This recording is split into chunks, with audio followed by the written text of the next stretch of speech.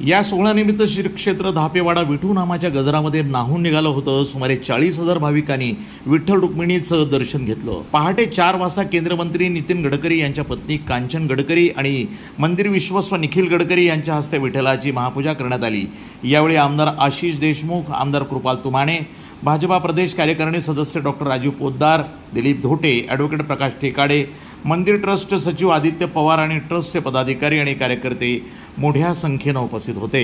तसंच महसूल मंत्री चंद्रशेखर बावनकुळे यांनीही विठ्ठल रुक्मिणी मंदिरामध्ये आगमन केलं। महापूजेनंतर यात्रेकरूंसाठी मंदिराचे प्रवेशद्वार खुले करण्यात आले। गुरुवारपासूनच विविध दिंड्या धापेवाड्याकडे पदस्थ होत्या।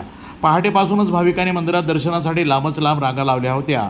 यावर्षी चांगला पाऊस झाल्यामुळे चंद्रभागा नदीला पूर आला होता।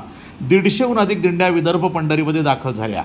मागील आठवड्यापासून सुरू असलेल्या पावसामुळे शेतकरी हा सुखावलाय। यंदा शेतात चांगलं उत्पन्न मिळावं आणि शेतमालाला बाजारपेठेमध्ये योग्य भाव मिळावा यासाठी वारकरी शेतकऱ्यांनी विठ्ठलाला साकडं घातलंय। प्रशासनाकडून काही सोयी सुविधांची कमतरता जाणवत असली तरी अनेक स्वयंसेवक भाविकांच्या सेवेमध्ये तत्परतेने कार्यरत होते। मंदिर ट्रस्टने रात्री उशिरापर्यंत 50,000 भाविक दर्शनासाठी येण्याची शक्यता वर्तवली होती। कळबेश्वर आणि सावनेर पोलिसांनी चोख बंदोबस्त ठेवला होता। एसटी महामंडळाने यात्रा स्पेशल बसेसची व्यवस्थाही केली होती। 10 जुलैला वाळवंटातील काला आणि 11 जुलैला देवळालीतील काला करण्यात आला। 15 जुलैला प्राक्षाळ पूजा होणार असून भगवंताला अभिषेक आणि रात्री कीर्तन होईल। प्रतिनिधी मंगेश उराडे, NTV न्यूज मराठी, नागपूर।